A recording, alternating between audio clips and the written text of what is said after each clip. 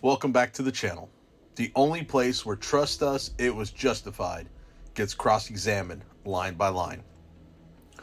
Today we're back on the Tyrel Cutchie case. The man gunned down by Colfax County deputies Alfredo Urquijo and Christopher Bachechi on August 8th of 2024. According to his mother, Evelyn, his life was packed into a car and pointed out of New Mexico for good. But before he could leave, two employees from Springer Electric phoned in stories that still can't carpool in the same lane. A maroon SUV, a late 90s Dodge with camper, a dog, a gun, and a narrative that somehow keeps changing depending on who's holding the pen. If you're new here, hit the New Mexico playlist. Every body cam, every call log, every receipt. We don't do rumors. We do records. Before we get into the state's investigation of New Mexico State Police Officer Harrison Benway, the officer who kicked off the felony stop, do the thing. Smash the like, subscribe, and ring the bell so the algorithm stops pretending it didn't see this. Want this investigation to keep cutting through the fog? Become a channel member, grab some BZWATCHDOG merch, or drop a donation. Links are in the description. Alright, enough PR spin. Let's pull up Officer Benway's official statement and test it against the timeline, the tapes, and the truth. Good morning. My name is Agent Urquijo with the New Mexico State Police Investigations Bureau. In the room with me is Sergeant Desjuan Shields, New Mexico State Police Investigations Bureau. What's your name? Officer Harrison Benway. Okay. Just letting you know that we do conduct a criminal investigation involving officer-involved shootings. You do also have, this is a voluntary statement, so if you feel like, stop answering questions or anytime you can. If you feel like you need legal advisement, that's your right as well. But kind of what I want from you today, do you feel okay talking to me today? I do. Okay. Without an attorney or any legal representation, you're okay? That's fine by me. Okay, sounds good. Kind of what I want from you, I'm going to kind of explain what I expect, how this interview is going to ask you. Pretty much what I want is what you were doing prior, how a call came out, how you became involved, and then the events occurring up until what happened, right? So pretty much that's kind of how I want it. I'm going to let you go on. I'm going to let you give your statement and how things went. You may see me writing some things down. You may see your sergeant writing some things down. That's probably just kind of like follow-up questions that we're probably going to answer. I'm not going to interrupt you. And then we'll go from there, okay? So you could go ahead and start anytime you want. Okay. So you wanted detail about like how I'd slept the day before, stuff like that. So Monday through Wednesday of last week, I was actually at in-service, and we did a refresher on CPR, first aid, pit maneuver, and like incident de-escalation. I was released from in-service Wednesday morning, and I drove back to Raton, New Mexico from Santa Fe at the NMLEA.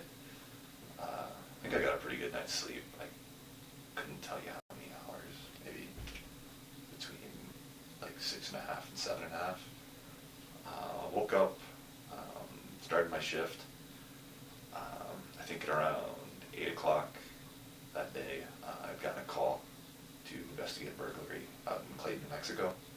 So I had driven out there, taken pictures of the scene, generated a report number, interviewed the reporting party, and had given him the report number.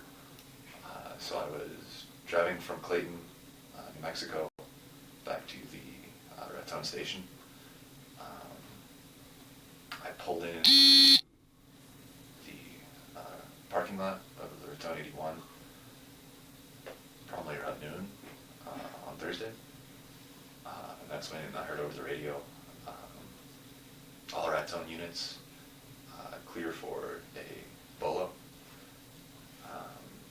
dispatch gave a description of a, I believe, maroon color 1998 Chevy extended cab with a camper on the back that is the same color as the vehicle, so maroon.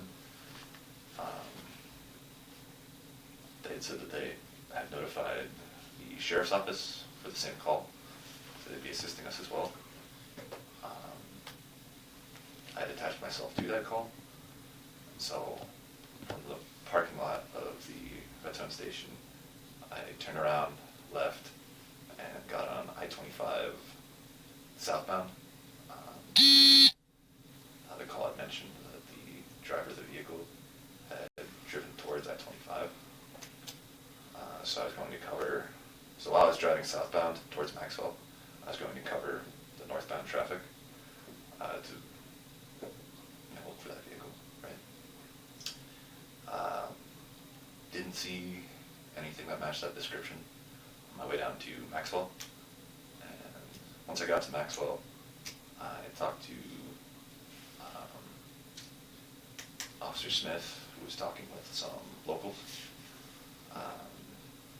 He had gotten a possible address for that vehicle, or for the driver of that vehicle, and so he told me to follow him, and I did. I forgot the name of the county road, but it was right off of State Highway 445, and the pen. So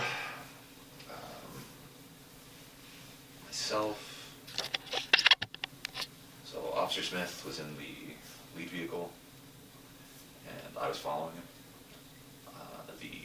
The vehicle matching that description drove by us, the opposite lane, and so we immediately turned around and turned on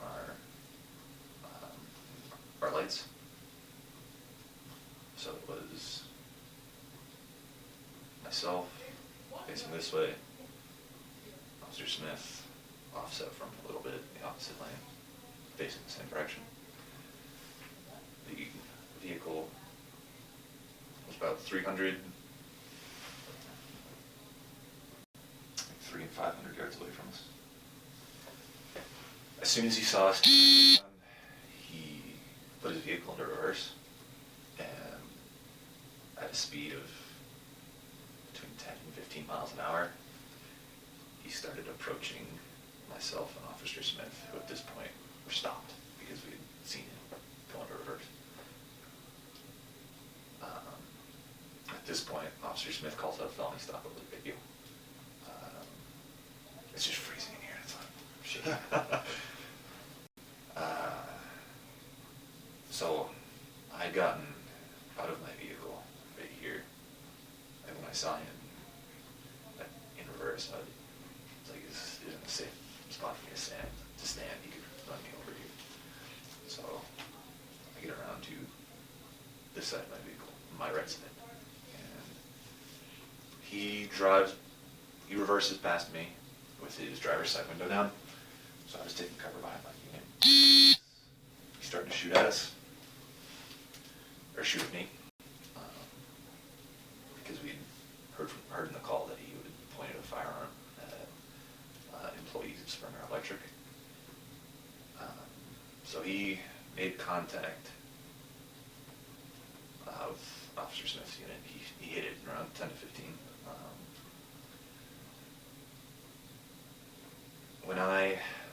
So I was right here next to my vehicle near the bed of my truck, and I used it for cover, and I saw through his front windshield, and in his left hand he had a phone, and in his right he was gripping the steering wheel at around the 1 o'clock position, and had a firearm, or what I thought was a firearm.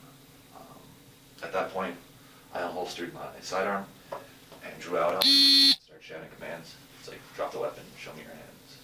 Hands in the air. It's like, drop the weapon. I'm pretty sure he could hear me because he had his driver's side window down.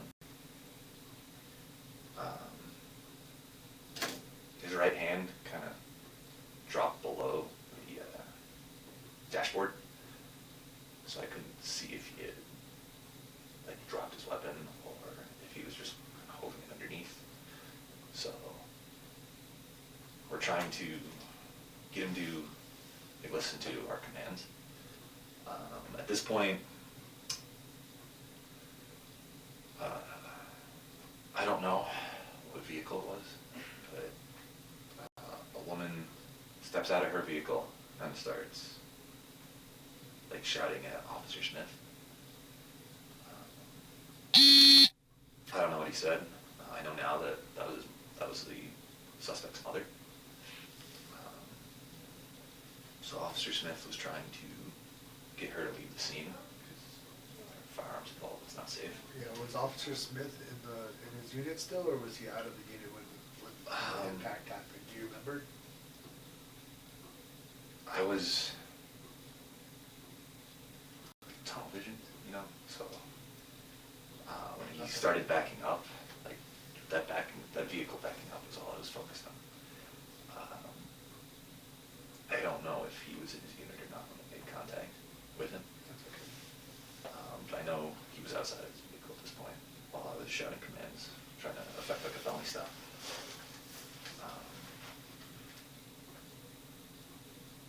On 445, Sergeant Sablotney was about a quarter mile up the road on a roadblock. I believe that once he saw our lights turn on, once he heard felony stop over the radio, he drove onto the road that we were at.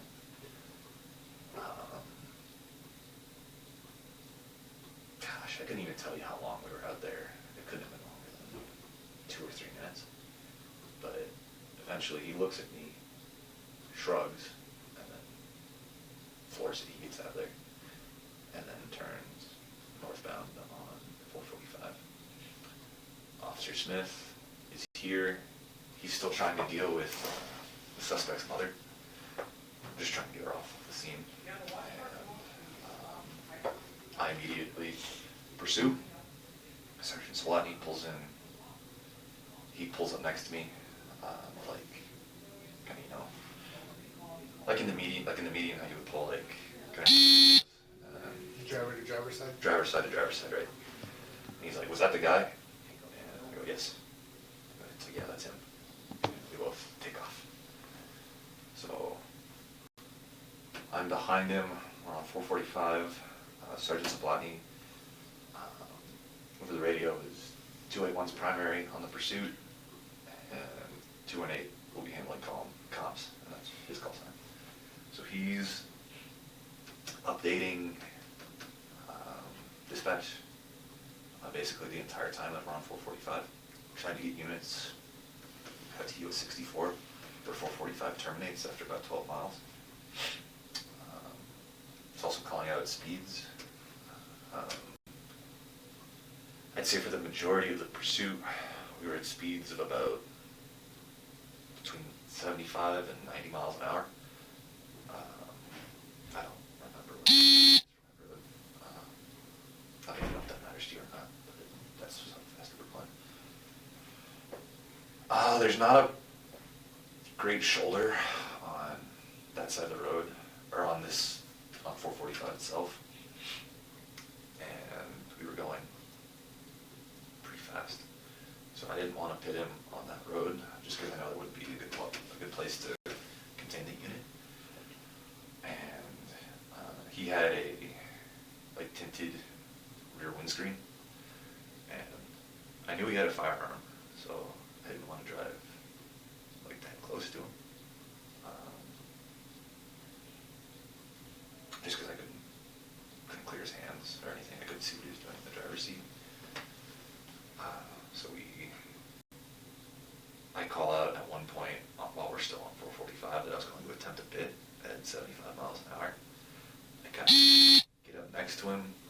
I see like a small hill, and I can't clear that there's no oncoming traffic because I am in the left lane. This is only a 2-lane road.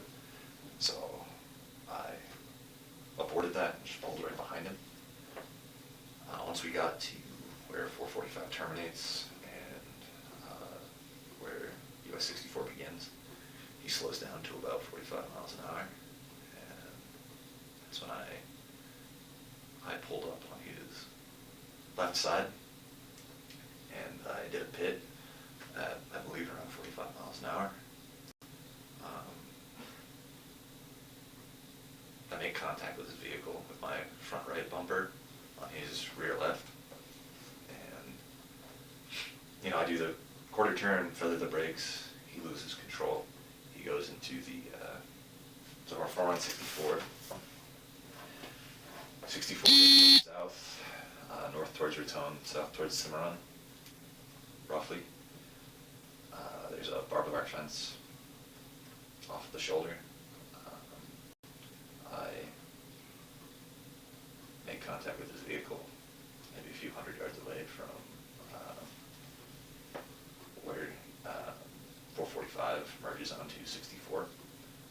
He loses control and ends up with the nose of his vehicle facing the road, and I am about right here. I couldn't tell you how many feet away. I just know that we weren't bumper to bumper. I didn't try to contain his vehicle because I didn't want to be windshield to windshield with someone who I believe was armed, who I believe had a gun. I just didn't think that was safe. And I think because I wasn't able to contain his vehicle, he tried to get back onto US 64 heading north. While he's trying to get back on the road, I T-boned him. So I made contact from my vehicle, I believe behind his driver's side rear door and his cab, like kind of where that seam is on the truck. And this was just to try to contain the vehicle so that he didn't get back on to US 64, because I know that road is completely straight and it would be a good spot to try to contain the vehicle again until it got to like the 3 Mile Bridge and then north towards Raton. Doesn't work. He drags my vehicle around for a few feet. So once we're both back on 64, I do another pit maneuver, and this puts his nose facing southbound in the road. It's at this point, he goes head on with Sergeant Sablotney with 218.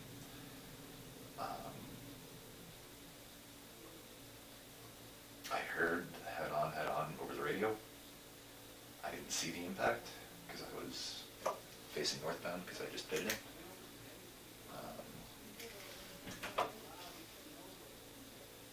After he goes head on, I turn my vehicle around so that I'm facing south towards Cimarron on the, I guess it would be the west shoulder.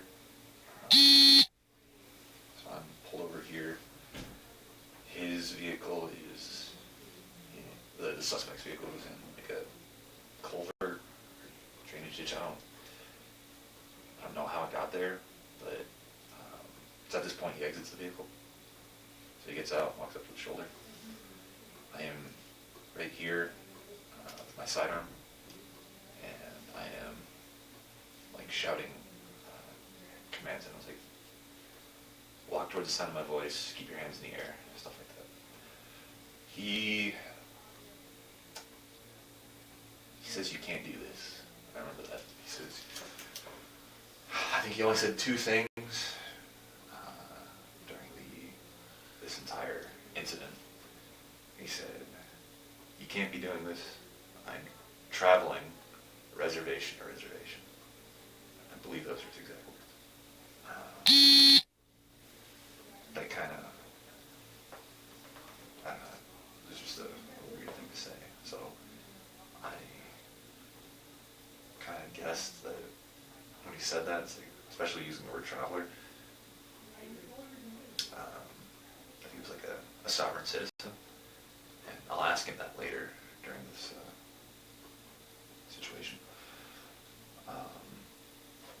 At this point, there was about 5 sheriff's deputies from Colfax County. They were there. They were either blocking traffic or driving right out next to my unit, just making like a rough circle around it. So they get out. They all have their long arms out. They have their ARs. I look over at them. I can see they're all drawn out on him, and so I holstered my sidearm and drew my taser, just so you can have like a force spread. So we're walking towards him, and he is walking southbound along the shoulder towards Cimarron. We end up making like a half circle of state police officers and sheriff's deputies. I know that that's over from the sheriff's office, just trying to, I guess, get them to talk to us.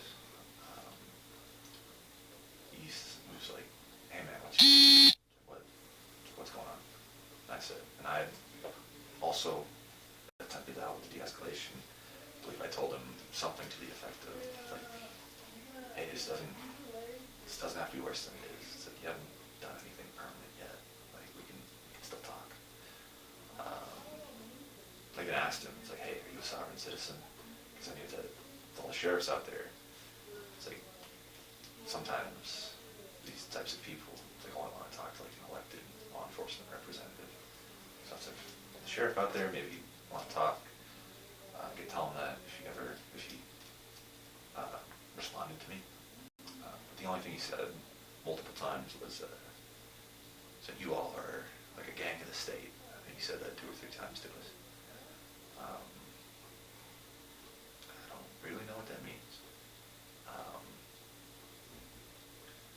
So while we're doing that, he is walking southbound. There are multiple empty Colfax County Sheriff's Office units there that he's walking in the same direction of. I don't know if they were locked or unlocked. I don't know if it was his intention to get behind the wheel of any of those vehicles. It's just something that I had noticed.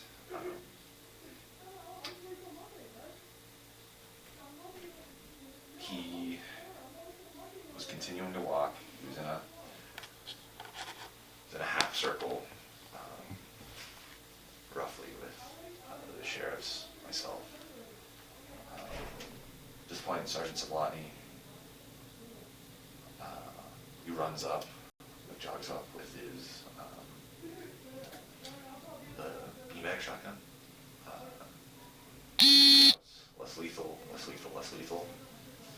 Everybody, all law enforcement there, probably take a few steps back, and he fires his Beanbag shotgun and hits him somewhere in the leg. He didn't react to that at all. Thought that was strange. And Sergeant Sablotney shoots him, I believe, 2 more times, walking up from like the initial shot, which hit him somewhere in the leg, somewhere higher up the leg, kind of even higher, like either on the leg or lower hip. That doesn't work. I say it doesn't work. It didn't have an effect that you could see. Still, it's just he's still walking. At this point, Deputy Grosvenor of Colfax County deploys his taser once, and I believe hits him in like the hoodie, because he was wearing a baggy hoodie. Doesn't seem to have an effect.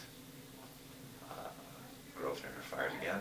I believe hits him somewhere in the leg, and I don't know where else. This He's at the very least effective enough to put the suspect like on the ground. It's not like a full lockup, but it does stop him, and he ends up on the ground sitting down. He has his back towards me. I pull out my handcuffs, and I believe I holstered my TASER. Beto from Colfax County Sheriff's says rush him. I get to, I believe, between maybe 6 feet away from him, and I don't see his hands, but the sheriff's deputies on the other side of the half circle do, because I'm on the extreme edge. So the ones catty corner to me are squared up with him, because I'm facing his back, that you can see his chest. He pulls a knife out from his waistband. Deputy scream knife. I hear like shots being fired. I don't know how many. I am like so close to him that like gunfire, like I said, like shocked me. I try to take a few steps back like as fast as I can. I trip over myself and got like a road burn on my palm, scraped up my elbow, and kind of bruised my shoulder a little bit. I'm on the ground for a second. I recover, stand back up. Officers are surrounding him because I think someone sees that he's got another knife. They're shouting at him to drop it. I don't know, like how they separated him from like the original one, if he had dropped it when he got shot at. But we eventually, after a couple seconds, basically, determined that he's no longer a threat. I still have my handcuffs in my hand. I place my cuffs on his right hand. Sergeant Sablotney says he's no longer a threat. Remove the handcuff. So, borrow a cuff key from one of the sheriffs, unlock it, and while I'm unlocking it, they're beginning like chest compressions, tourniquets, and CPR. Deputy Grosvenor tells someone to grab his, it's like the CPR face shield. It's like the valve mask. He says he's got one in the passenger seat of his unit. I tell him, because there's already officers placing tourniquets and taking turns doing compressions, I'll go grab it, because I'm not actively rendering first aid. So I grab it from his unit, which is parked a few, like a football field north. Grab it, try to place it over his face, and administer breaths after every like 30 chest compressions. I don't know if any of those breaths were successful. Just because, I just couldn't tell. I didn't know if I had like a good seal on it or not. I'm always trying to readjust the mask, but the valve kept coming off. So we all took turns trying to render first aid. We do that for I don't know how many minutes. Eventually, medical services do show up. They basically wave us off. They take over. I kind of left the suspect there to go help with the roadblock on the south side of the roadblock. Help Officer Smith kind of put up a police line across, and I started to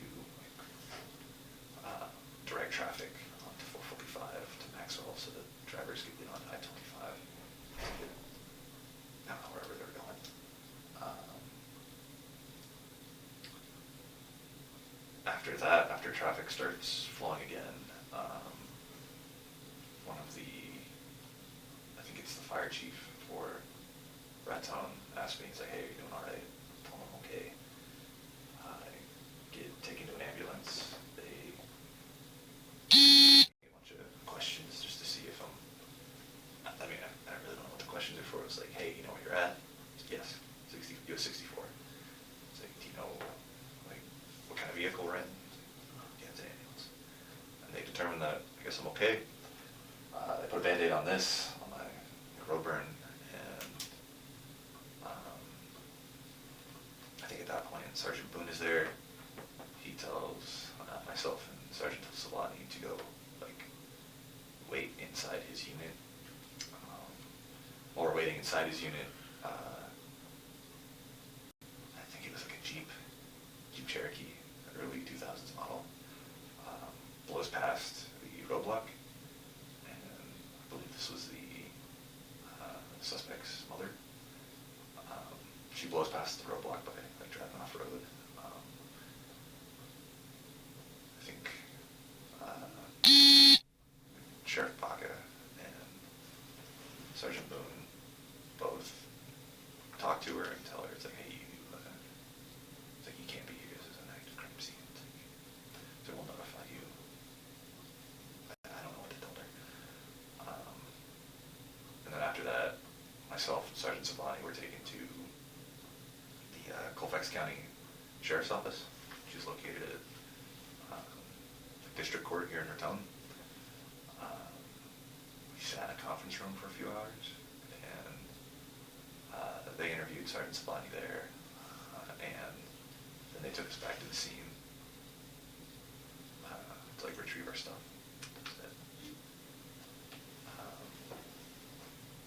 Yeah, that was the incident. Okay.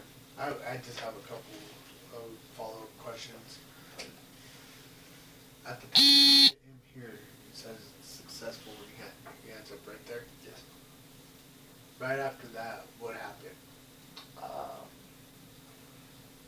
So like right after that, he was stationary with his rear end in the rear end of his vehicle in a barbed wire fence, and the nose of his vehicle facing the road.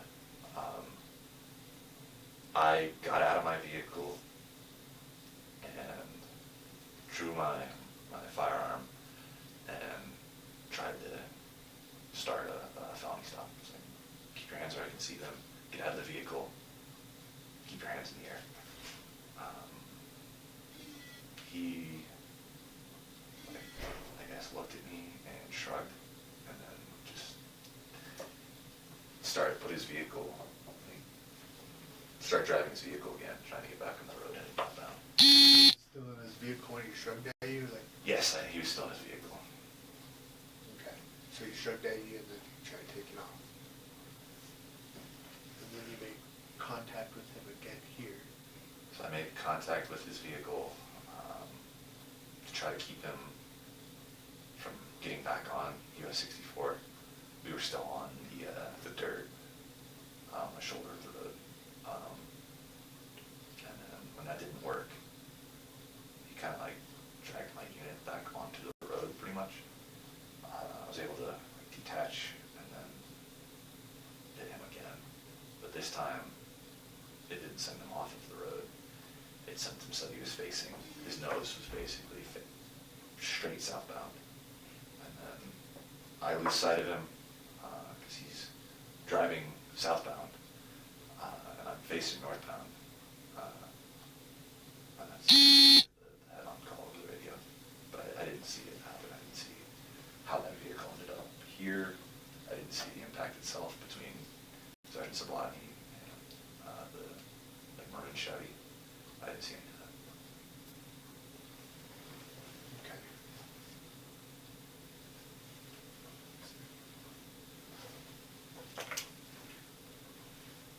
How far was from where you guys were on 505 to this point over here?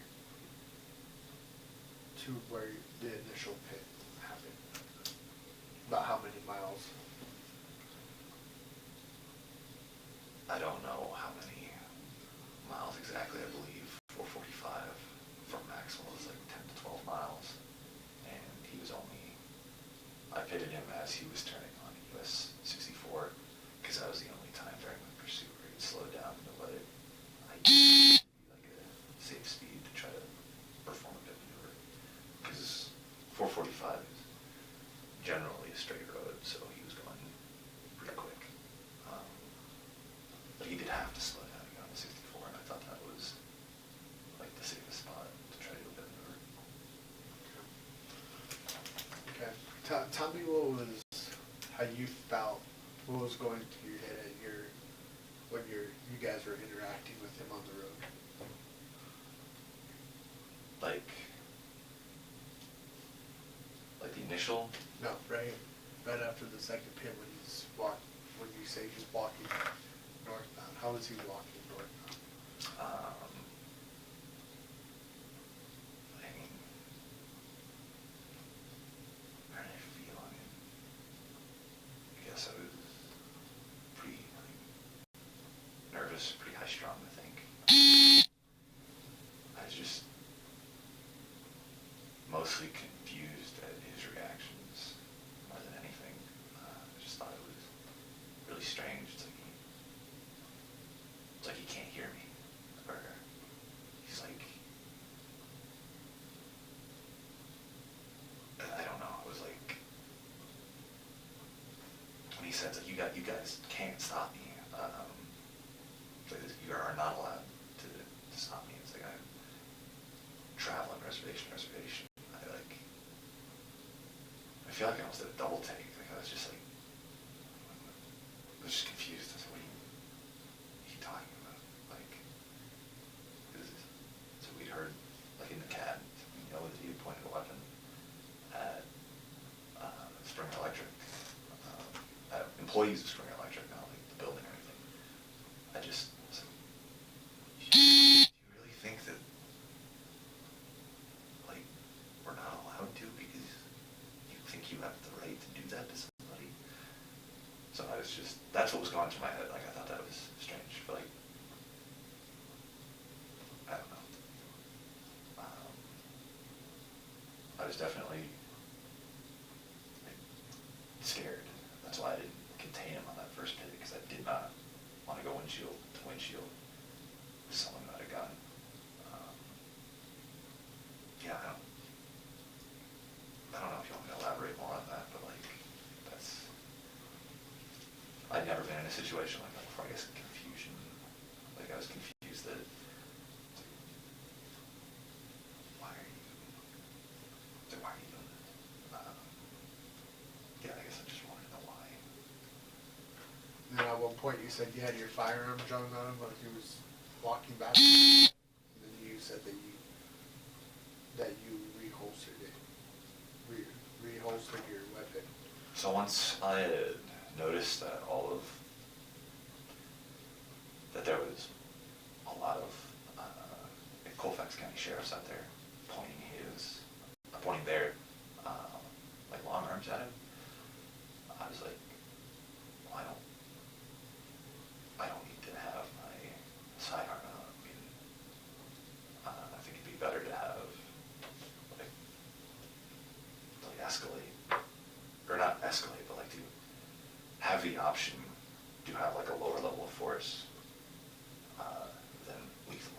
So I'd said switching to less lethal, because I looked and seen all of Colfax County with lethal.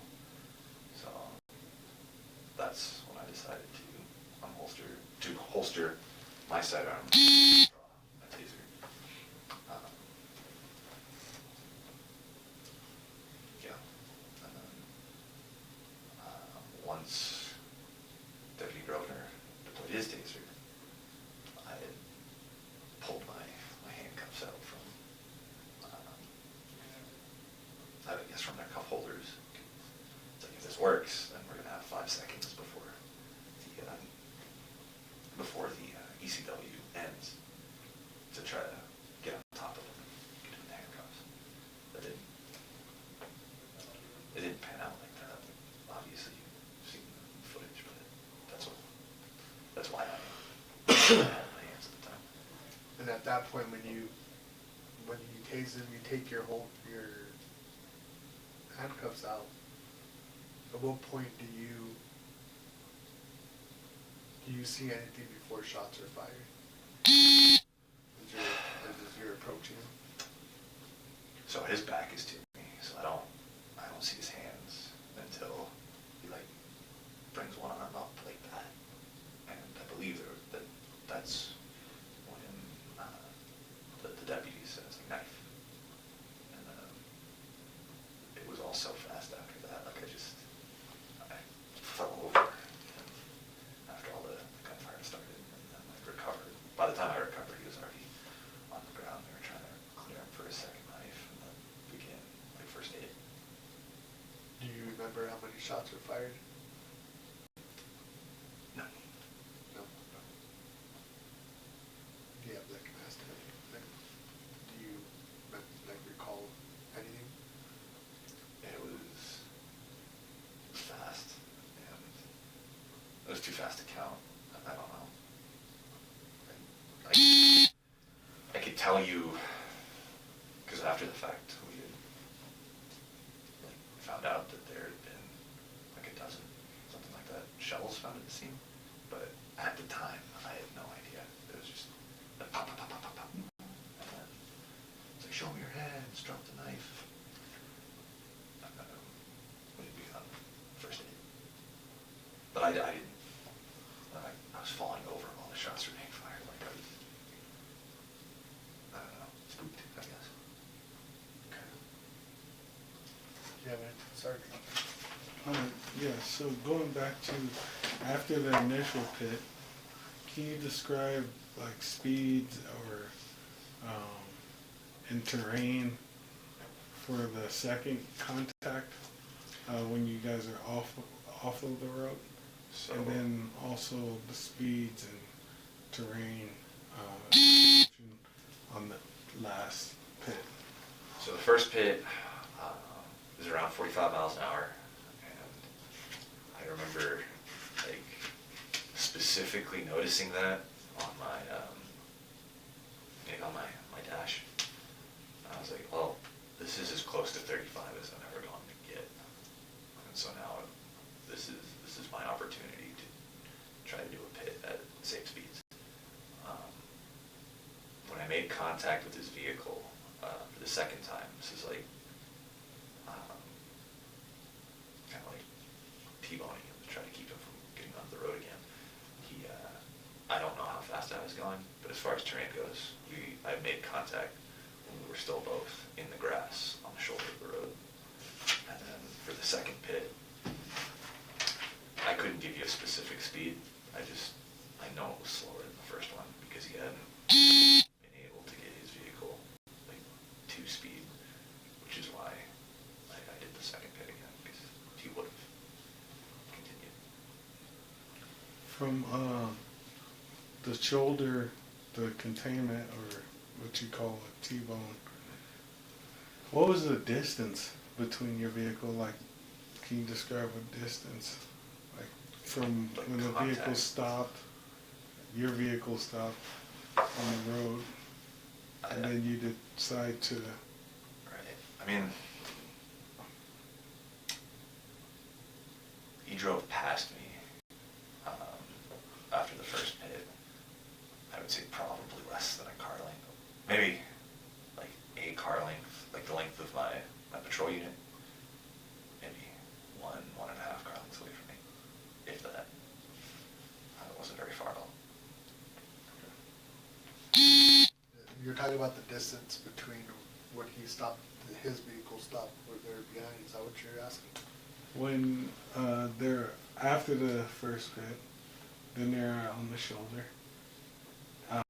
Then he decides to go for containment or more contact. The distance between the vehicles Oh, okay. at that point. Oh, okay. Does So that make sense? when his vehicle started to move again,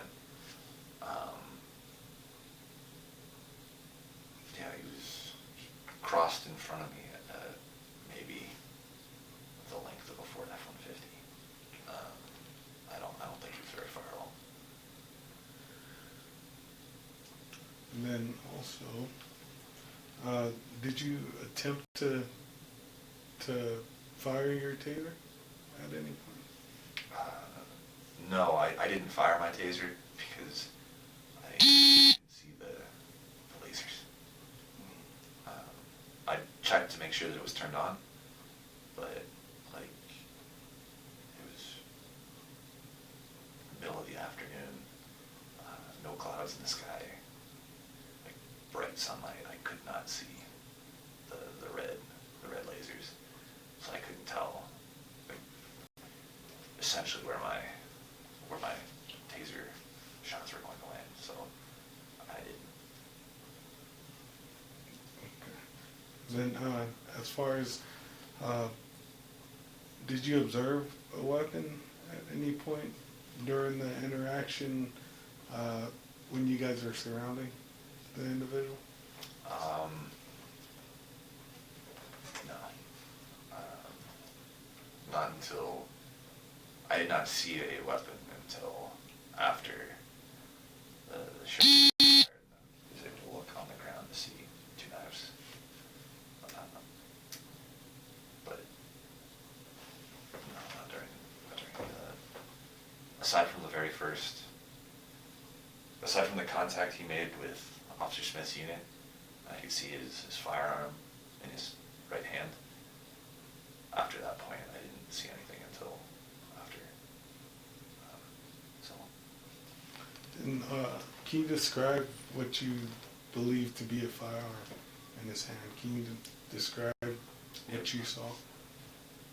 It must have been 1 or 2 seconds he was holding the firearm.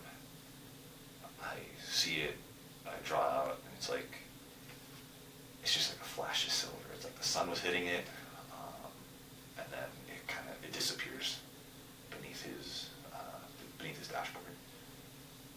So you said a flash of silver. Maybe a few seconds, if that I'd been able to observe. You weren't able to make out like make or model, like what kind of fire? Silver. It was either a silver slide or a silver barrel. It was just, I could see silver. I could see the way he was holding it, and the way that it was like angled from his hands. Like he's not holding it like someone would hold a knife. Just the way that it's coming out, like a firearm, like the angle of it.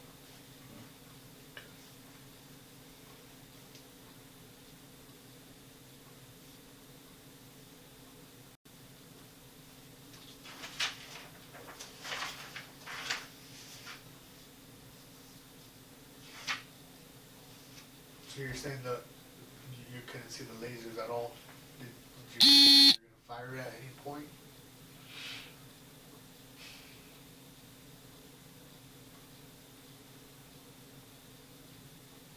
I don't know. I didn't make the decision to fire. And then when Sergeant Sablotney got there with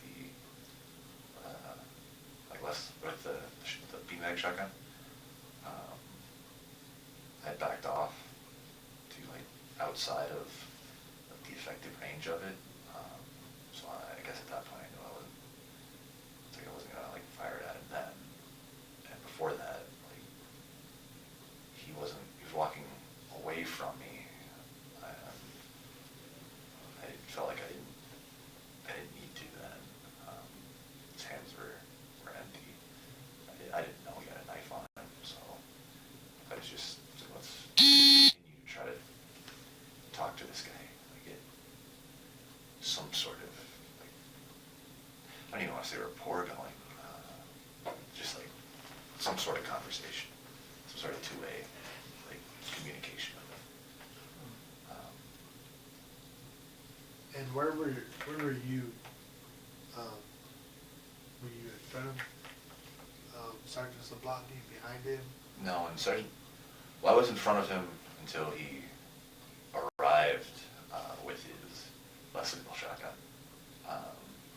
When he said less lethal, I took a few steps back to make sure that I wasn't in his line of fire, and then he was he here, starts walking like here. So you're a little bit behind him. A little bit opposite, yes.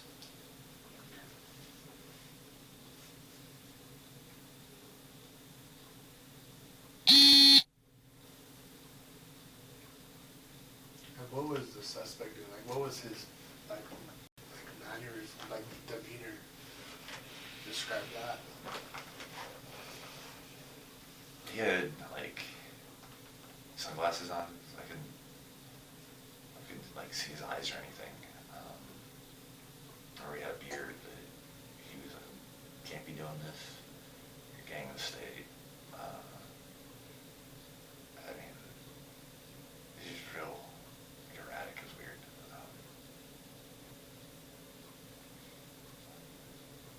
I don't know. Like physically, he was walking south.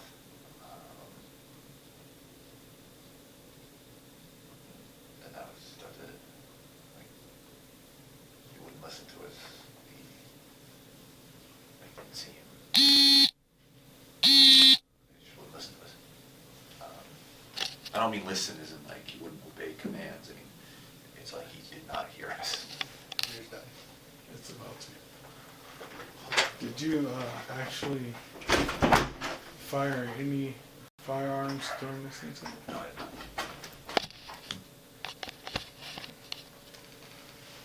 He has some demographic questions I think he's going to go into. I'll watch guard going low on battery. In this instance that this does die, that's what I think his did, we'll just charge or get another watch guard and then just continue with the other questions.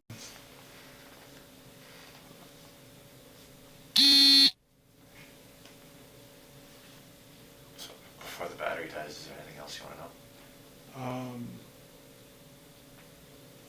As far as you're gonna get into the questions, right? Yeah. I was just gonna. Did you ask anything about commands or anything like that? No. No.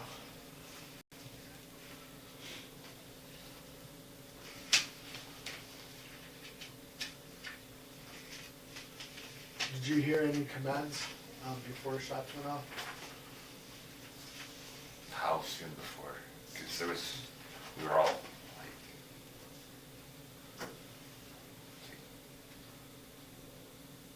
how soon before shots? Just any before. I mean, we were trying to get him to say, stop. Stop walking away from us, stop. To just stop. And tell us your name. Stuff like that. And that went on for how long? A few minutes maybe. Okay.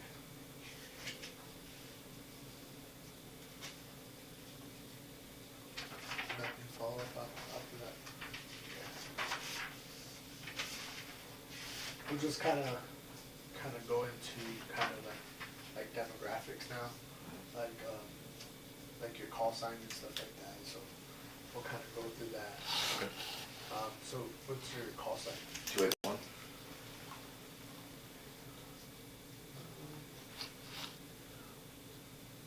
How long have you been employed with state police? Employed or on patrol? Employed. Employed. I started the academy August of 2023. So about a year. What's your class? The recruit class. 1 or 2.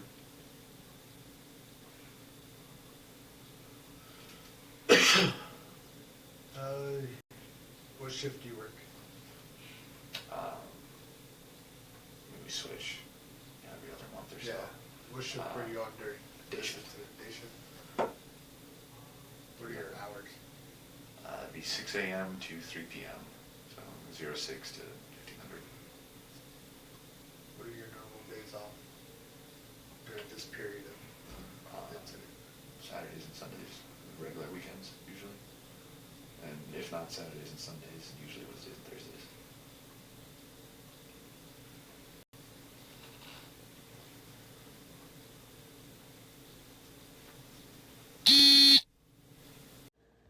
All right, that's where we'll leave it for now. The official story says nothing to see here. My eyes and the records say otherwise. If you've got tips, dashcam, photos, or documents from August 8th of 24, send them to BZWATCHDOG@gmail.com. If you work at a public agency, congratulations. You're already paying for transparency. File that IPRA/open records. Pull and drop it in my inbox. If this breakdown helped cut through the noise, smash the like, subscribe, and ring the bell so the algorithm stops playing traffic cone. Want this investigation to keep moving? Join the channel, grab some BZ Watchdog merch, or chip in. Links are in the description. Watch next, Deputy Bachechi interview, Deputy Alfredo Urquijo interview, and hit the New Mexico playlist for the full case file. Calls, timelines, body cam, receipts. Sunshine is policy. Sunshine is still the best disinfectant. Comments are open. Keep it factual. Keep it respectful. And bring sources. I'm BZ Watchdog. I'll see you in the next video where excuses go to die and records do the talking.